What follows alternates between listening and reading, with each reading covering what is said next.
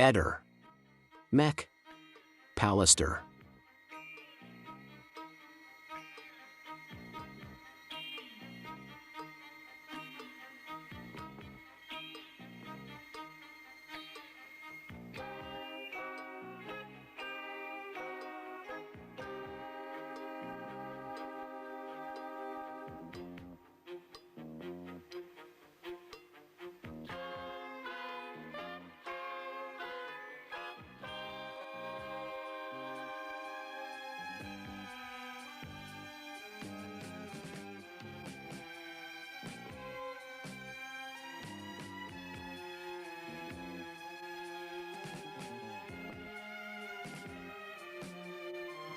Di seguito l'analisi fatta sulla testimonianza di Iva da Gianluca Spina, ex ispettore capo della Polizia di Stato, esperto e docente di linguaggio non verbale e microespressioni facciali. Buona visione. Uno degli elementi chiave è: Liliana è mai uscita di casa oppure no? E a tal proposito c'è una testimonianza molto importante, quella della signora del negozio di frutta e verdura, che dichiarò di averla vista transitare davanti al suo negozio quella mattina famosa, indicando addirittura anche un'ora certa, le 8:30. Circa questa testimonianza io ho sempre avuto dubbi, per due ragioni. Il primo dubbio è proprio fisico, dinamico, e il secondo riguarda le microespressioni facciali del suo volto. In questo documento ti propongo infatti due contenuti che riguardano la signora. Una prima intervista in cui ha il volto quasi totalmente coperto da una mascherina. Il secondo contributo invece la vede a volto scoperto e quindi molto utile. Guardiamo il primo spezzone. La negoziante che gestisce il locale è l'unica persona che quella mattina ha visto Liliana. Per di qua è passata, proprio per di qua è passata, io ero sul banco, fuori, diciamo dentro, e ho vista, ho notato molto triste.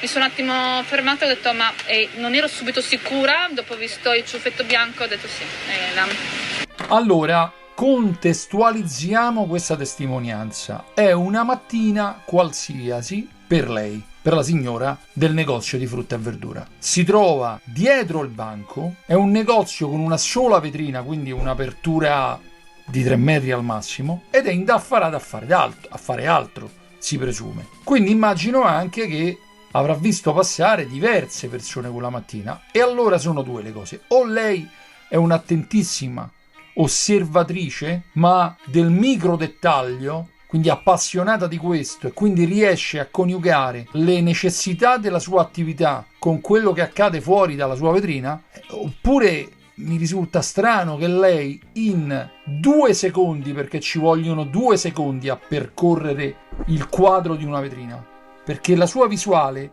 immaginiamocela, è esattamente la larghezza di quella vetrina, e quindi lei deve fotografare, come dice, esattamente l'istante in cui Liliana Resinovic passa lì, e in quell'istante avrebbe visto il volto triste e il ciuffo, al punto da essere certa fosse lei. Vi sembra verosimile questa testimonianza? Cioè in 2 secondi 2, perché allora vuol dire che la signora del negozio ha colto Liliana passare esattamente dal punto in cui compare sul lato sinistro della vetrina e l'ha potuta osservare per i 2 secondi 2 in cui essa è passata dentro il vetro. E quindi, come fosse un fotogramma che scorre, lei ha colto tutto questo, ha colto un volto triste e un ciuffo. E non solo, ma poi dirà, come sentirete, di aver visto anche com'era vestita e di essere stata in polizia a raccontarlo. Quindi, riepilogando, in 2 secondi, lei, intenta ad occuparsi del suo negozio, è riuscita a cogliere il ciuffo, la tristezza e l'abbigliamento. In 2 secondi, c'è un fenomeno. Una vera esperta di osservazione. Ora vi lascio guardare la fine di questo contributo e poi analizziamo quello a volto scoperto. Qui eravamo al 4 di gennaio del 2022. Andiamo avanti. È andata verso giù, verso prendere l'autobus. Comunque io ero dentro, non ho vista Se è andata verso giù o prendere l'autobus, questo non saprei. Una cliente che ogni tanto veniva da lei? Ogni tanto veniva, sì, da me, ogni tanto, sì. La vedeva insieme al marito, ad altre persone o Di era solito sempre da sola veniva. Io ho provato, quando ho saputo sabato, sono rimasta scioccata e non mi davo pace tutto il weekend. Lunedì ho chiamato la questura. Se è vera notizia, non è vera notizia, se è vera che io ho qualcosa da dire. Ho detto guarda, io ho vista, ma vorrei dire, no? Almeno come era vestita, almeno, no? E dopo mercoledì ho chiamato 112 e dopo sono andata in questura a dire.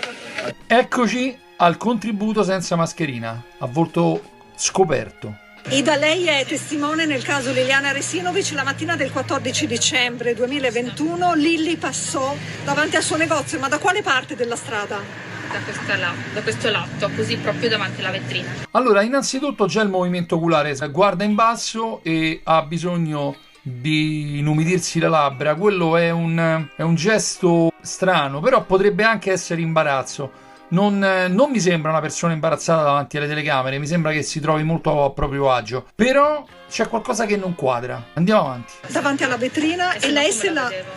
Ecco, e se no come la vedevo? Qui la giornalista non ha voluto mettere in dubbio che lei l'avesse vista oppure no. È lei che parte prevenuta. E se no come avrei potuto vederla? Davanti al fatto che ha appena dichiarato che è passata lì davanti. È prevenuta, e se è prevenuta è sulla difensiva. Se è sulla difensiva vuol dire che c'è qualcosa che non va. Alla fine di questa affermazione, e se no come la vedevo, ecco il volto. Questa è una faccia, è una bocca chiusa, ermetica, dritta, che è tipica di chi sta raccontando molto probabilmente il contrario di quello che sa.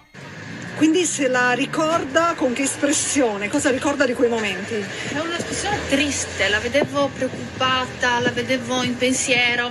Occhi chiusi, processo cognitivo in atto. Che cosa sta guardando lei con gli occhi chiusi? L'immagine che ha realmente visto o l'immagine che ha detto di aver visto? Che avrebbe dovuto dire di aver visto? Sta guardando immagini viste o immagini costruite? E torno a dire, com'è possibile che in 2 secondi lei abbia visto tutto questo? Andiamo avanti. Non è stato un solito sguardo. Com'era Lilli? Una persona semplice, molto generosa, anche a me ha regalato certe cose, anche mi ha regalato una foto perché piaceva anche a Liliana fare le foto. Ecco, era una fotografa. Sì, piaceva fare le foto. Come al marito. Sì. Lei ha detto quella mattina era triste quando l'ha vista passare nel giorno della scomparsa. Vuol dire che invece era una persona molto allegra, di solito era di buon umore? Semplice, cioè sempre rilassata, la vedevo passare, non quell'espressione del viso che qualcosa non va bene, cioè, lo vedevo. Allora per questo mi è rimasto anche in mente, non è stata la solita Liliana. Allora qui ci risiamo. Conferma di aver visto un volto preoccupato.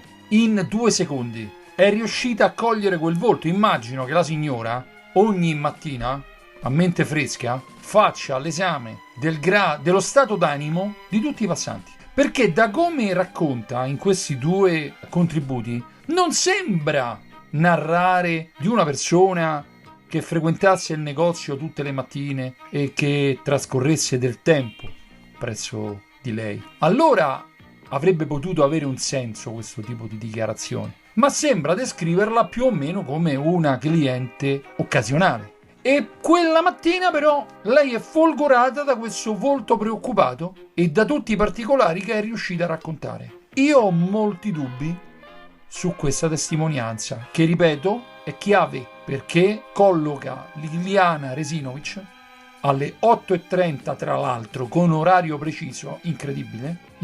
Io una testimonianza così negli anni in polizia non l'ho mai trovata. Colloca Liliana Resinovic esattamente su quel marciapiede, diretta verso il capolinea degli autobus. Che ne pensate? Vi convince dopo questa lettura che ho fatto? Scrivetelo nei commenti. Nulla è mai come sembra. A Trieste, in questo caso, soprattutto. Ehi, non dimenticare di iscriverti a questo canale.